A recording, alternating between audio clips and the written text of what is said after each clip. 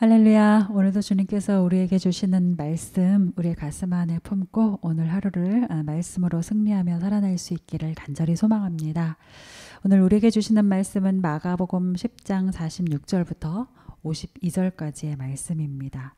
간절한 기다림과 외침 또 소원을 이루시는 주님이라는 말씀의 제목 기억하시면서 우리 46절부터 52절까지의 말씀 한 목소리로 함께 읽겠습니다.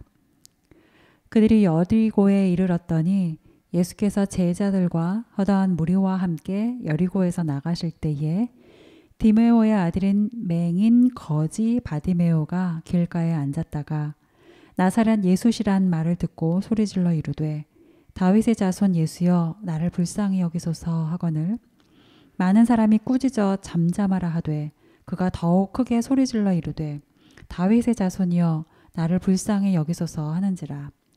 예수께서 머물러 서서 그를 부르라 하시니 그들이 그 맹인을 부르며 이르되 안심하고 일어나라 그가 너를 부르신다 하매 맹인이 겉옷을 내버리고 뛰어 일어나 예수께 나아오거늘 예수께서 말씀하여 이르시되 내게 무엇을 하여 주기를 원하느냐. 맹인이 이르되 선생님이여 보기를 원하나이다. 예수께서 이르시되 가라 내 믿음이 너를 구원하였느니라 하시니 그가 곧 보게 되어 예수를 길에서 따르니라. 아멘. 오늘 우리에게 주시는 하나님의 말씀입니다. 어제 말씀에서는 예수님이 당당히 예루살렘으로 올라가시는 길이었죠. 예루살렘으로 당당히 올라가시는 그 모습을 보면서 제자들은 놀랐고 또 사람들은 무리들은 두려워합니다. 왜냐하면 예루살렘은 예수님을 힐난하고 또 그가 하시는 모든 일들을 책잡기만 하는 그런 종교 지도자들이 모여 있는 곳이었기 때문이죠. 거기에서 예수님은 앞으로 자신이 걸어갈 길이 십자가의 길이라는 것을 다시 한번 제자들에게 가르쳐 줍니다. 앞으로 내가 갈 길은 사람들에게 넘겨지고 능욕받고 죽임당하는 길이다. 그러나 3일 만에 다시 살아날 것이다 라고 말씀을 해주시죠.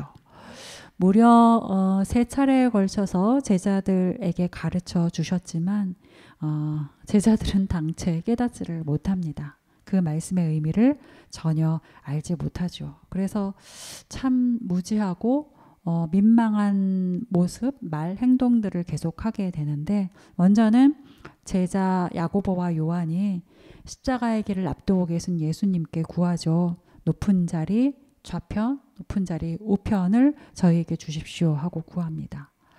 그리고 이 모습을 본 남아있던 10제자들도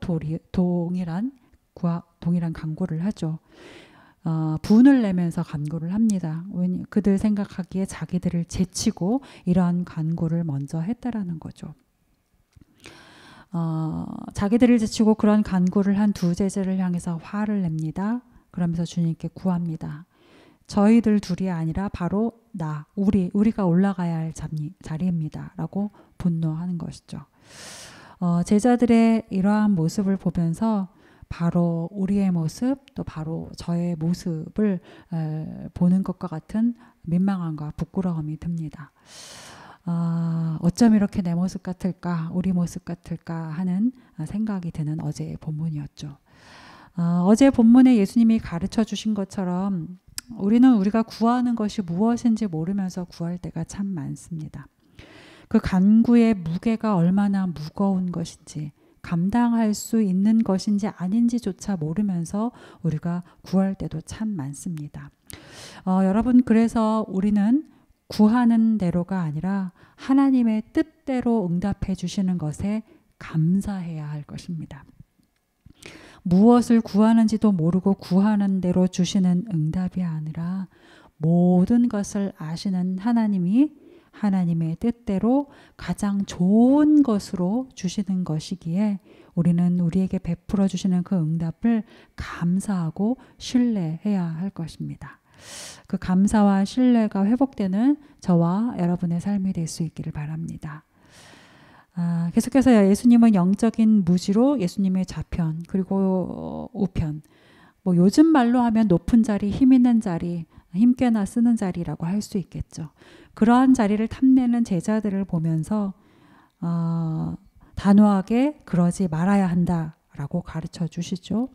그러면서 예수님이 자신을 대속물로 내어주고 섬기기 위해 이 땅에 온 것처럼, 또 너희 앞에서 걸어가고 있는 것처럼 제자는 높은 자리가 아니라 낮은 자리, 섬김을 받는 자리가 아니라 섬기는 자리에 있어야 한다고 말씀하십니다.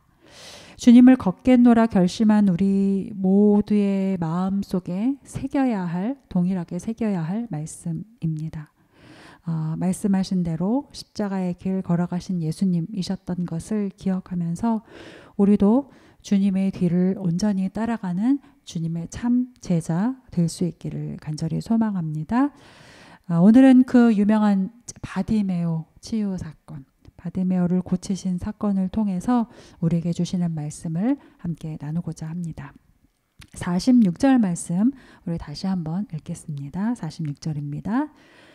그들이 여리고에 이르렀더니 예수께서 제자들과 허다한 무리와 함께 여리고에서 나가실 때에 디메오의 아들인 맹인 거지 바디메오가 길가에 앉았다가, 그러니까 예수님께서 여리고라는 곳에 계실 때에 그곳에 살던 맹인이면서 거지인 바디메오가 예수님이 오셨다, 그리고 나가시려고 하신다라는 이 소식을 들은 거죠. 바디메오, 그에 대한 소개가 첫 번째가 맹인이고 그리고 거지라고 하는 것을 볼 때 지금까지의 그가 살아온 삶의 내용들을 대략 우리가 추측해 볼 수가 있죠. 볼 수 없는 자, 즉 몸에 장애를 가지고 있는 자였으니까 당시로서는, 지금은 아니지만 당시로서는 사회에서 천대를 받았을 것이고 정당한 어떤 사회의 구성원으로 여겨질 수가, 살 수가 없었을 것이 분명합니다. 그리고 그러다 보니 남에게 빌어서 먹고 살 수밖에 없었던 거죠. 없었을 게 분명해요. 이게 성경의 표현으로 거지인 신세가 된 거죠. 그런데 이러한 바디메오의 삶은 여리고 내에서는 그곳에 살고 있는 사람들에게 매우 익숙했던 것 같아요. 많은 이들이 그와 그의 가족사, 그가 디메오의 아들이라는 그런 가족사까지 다 알고 있는 것으로 봐서 여리고인들에게 바디메오는 매우 익숙한 인물이었던 것 같아요. 어떻게 익숙한 인물이었을까요? 가련한 인생으로 익숙한 인물이었겠죠. 아유, 가엾은 인생, 가련한 인생, 오늘도 나왔네.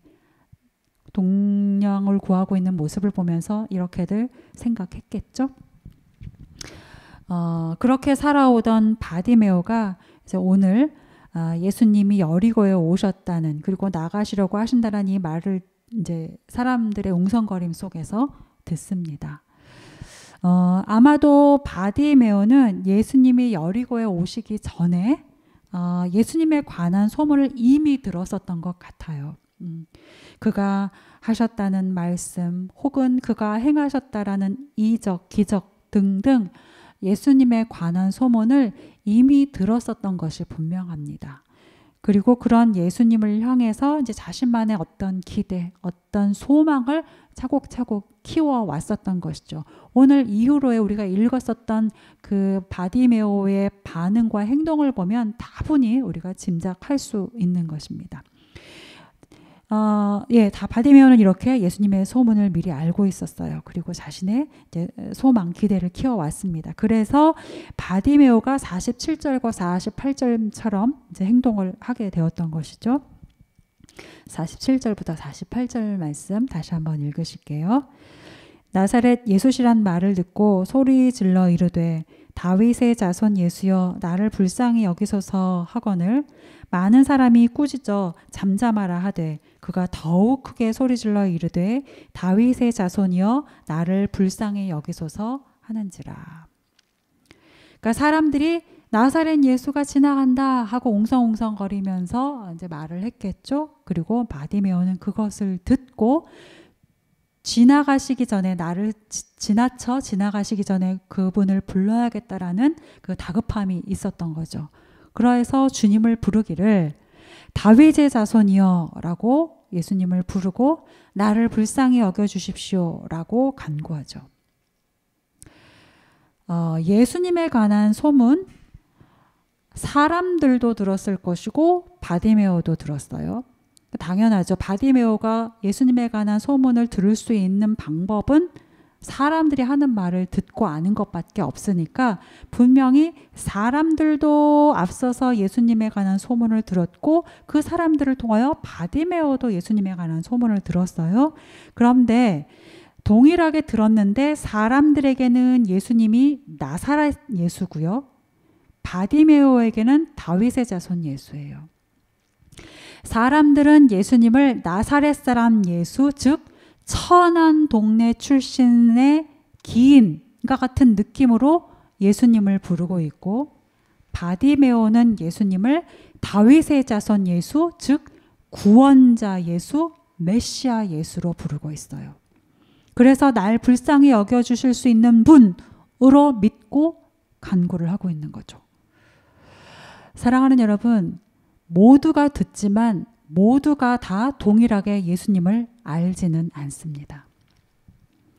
아마 사람들 중에는 바디메오로서는 할 수 없는 것, 무엇이죠? 보는 것. 그러니까 사람들 중에서는 예수님의 기적을 직접 본 사람들도 있을지 몰라요.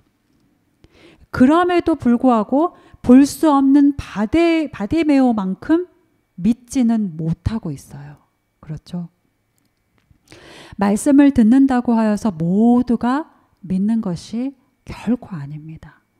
심지어 예수님을 본다고 해서 모두가 예수님을 예수님으로 아는 것도 아니라는 것을 우리가 알게 되죠.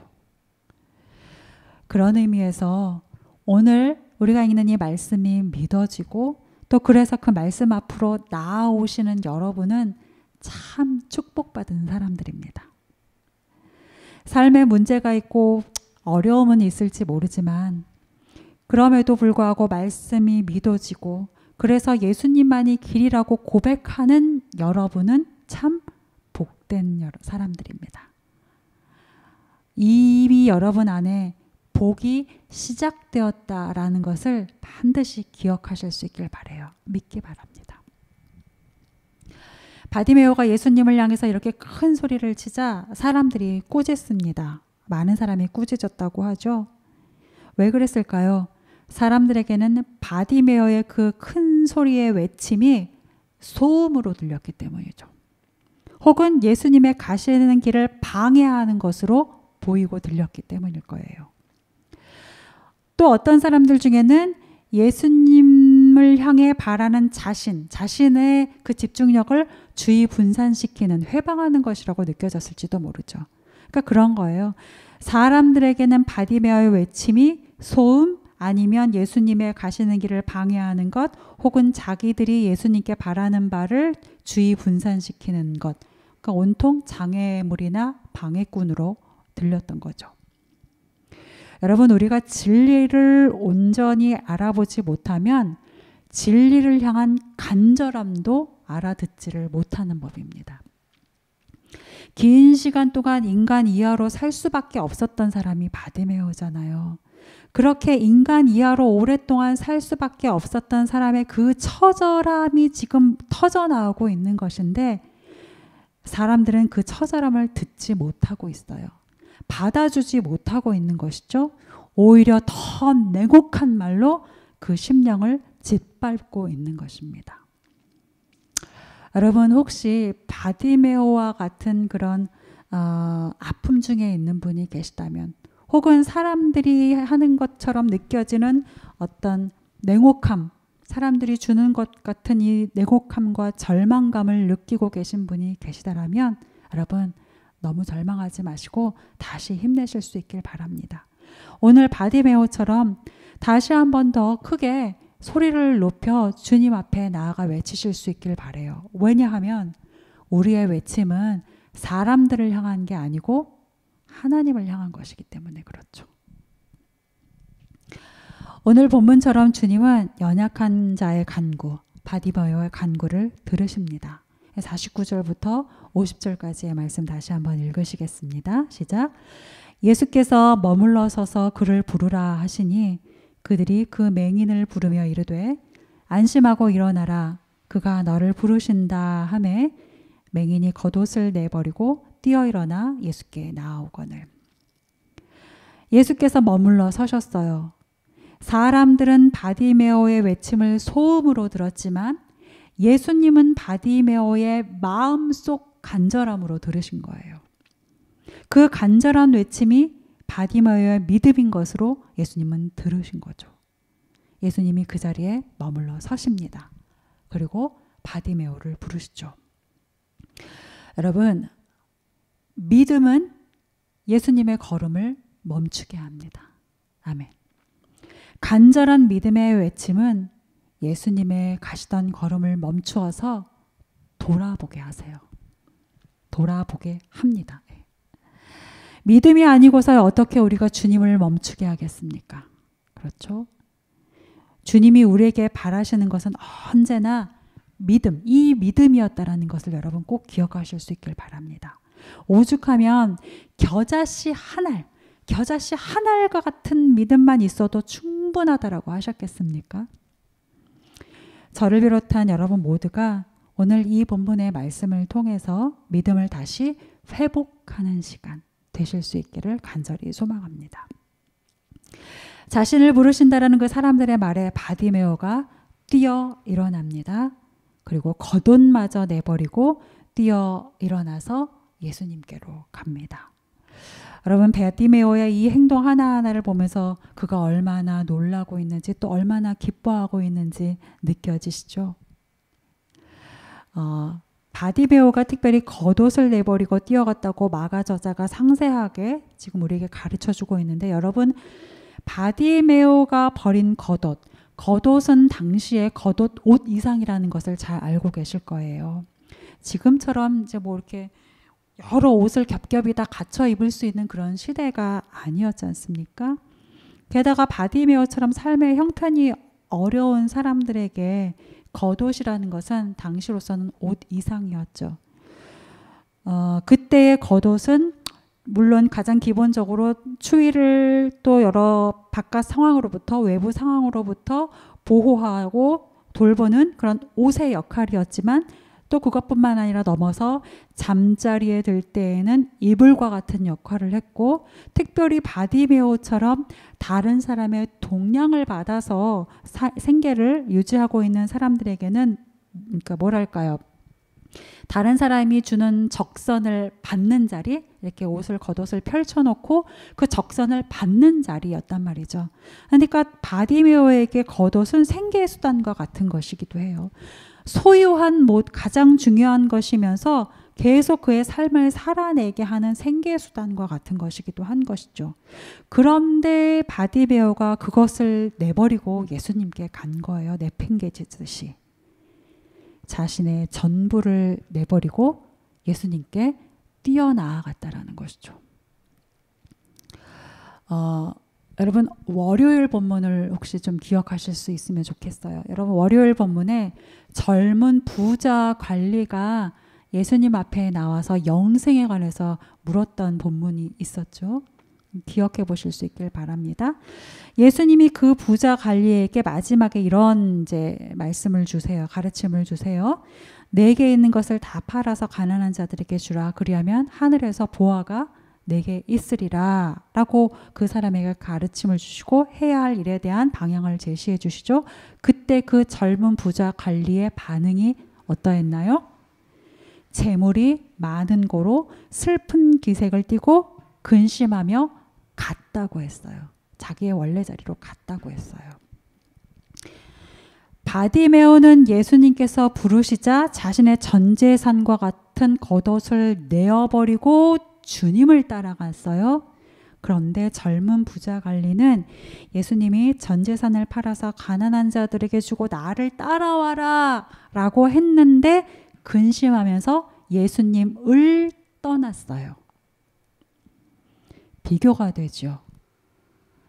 가진 것이 적어 보이는 한 사람은 오히려 모든 가진 것을 다 버리고 주님을 따라갔고, 가진 것이 많아 보이는 사람은 그 많은 것으로 인하여 주님을 포기했고, 혹시 여러분 중에 많이 가졌으니까 포기하기가 더 힘들었던 거지 라며 젊은 부자 관리의 그 반응이 이해가 되시는 분이 계실지도 모르겠어요. 이해가 된다라고 옹호하실 분이 계실지도 모르겠어요.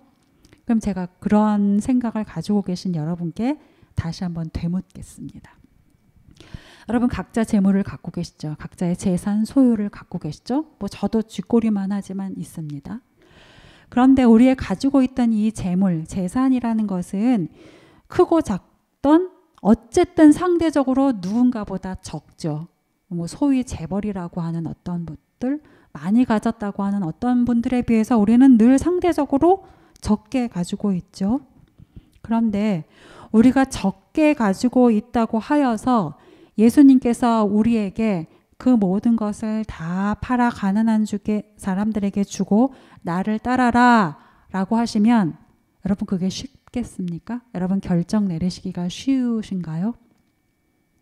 분명히 나는 다른 사람보다 다른 누군가보다 상대적으로 적게 소유하고 있고 적게 가지고 있지만 그렇다고 하여서 예수님이 너의 가지고 있는 것을 모두 팔고 나를 따라라 라고 명령을 하신다고 하면 여러분 중에 누구도 그것을 결심하기가 결코 쉽지 않으실 겁니다. 가진 것을 내려놓는 것은 많고 적음에 따라 쉽고 어려운 게 아니기 때문이죠. 가진 것을 내려놓는 것은 내려놓는 것 자체가 그냥 어려운 거예요. 무언가를 포기해야 하는 것 자체가 인간은 어려운 것입니다. 많이 가진 사람은 많이 가져서 포기하기가 어려운 거고요. 적게 가진 사람은 그것마저 포기해야 돼서 또 어려운 겁니다. 쉽지 않아요. 많고 적음은. 내려놓음은 다 어렵습니다. 내가 내려놓는 것보다 얻는 것이 훨씬 크다라는 것을 알기 전까지는 다 어려워요. 내가 내려놓은 것보다 얻게 되는 것이 훨씬 크다. 우리가 마침내 얻게 될 주님, 그 하나님의 나라의 큼, 그것을 우리가 온전히 알지 못할 때에는 우리가 내려놓고 포기해야 된다는 건 누구나 다 어려운 거죠. 여러분 그런 의미에서 주님을 가장 사랑하실 수 있기를 바라고요. 주님이 우리에게 약속하신 그 하나님의 나라의 큼과 완전함과 그 만족감을 여러분 온전히 이해하고 또 소망하실 수 있기를 바랍니다. 주님을 따르는 삶이 가장 큰 복인 것을 잊지 않으시기를 바라요. 이렇게 예수님 앞으로 나온 바디메오에게 예수님이 51절에서 물으시죠. 그러니까 내가 너에게 무엇하여 주기를 원하느냐? 맹인이 대답을 합니다. 선생님, 보기를 원합니다.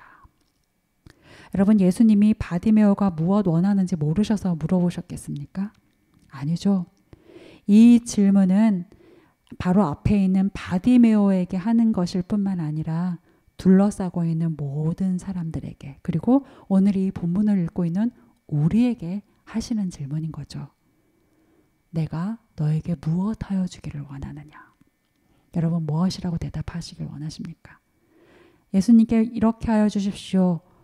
내가 원하는 소망하는 것은 이것입니다. 바로 대답할 수 있는 것 여러분 안에 있으십니까? 예수님은 여러분은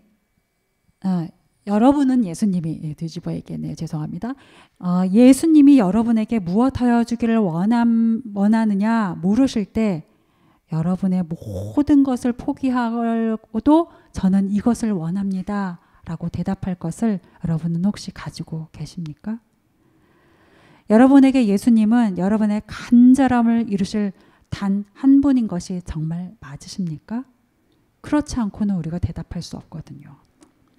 혹시 다른 대안이 없어서 여러분 주님 앞에 나아가 이것 주십시오 저것 주십시오 구하고 있는 것은 아니시고요.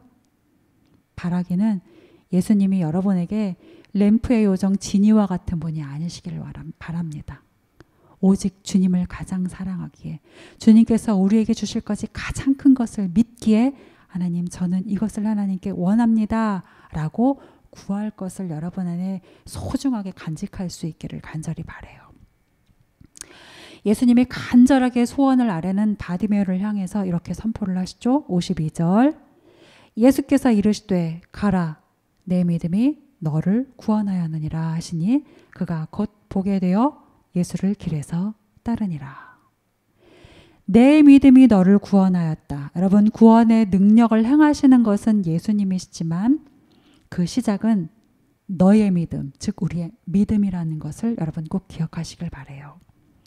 기적이, 구원이 언제 이루어질지, 어떻게 이루어질지 그 모든 것은 주님께 있습니다. 그것이 맞습니다. 그렇지만 그것의 시작, 주님의 걸음을 멈추어 서게 하는 것, 주님의 걸음을 멈추어 서서 돌아보게 하는 것은 바로 우리의 믿음이라는 것, 여러분 꼭 오늘 본문을 통해서 기억하실 수 있기를 바랍니다.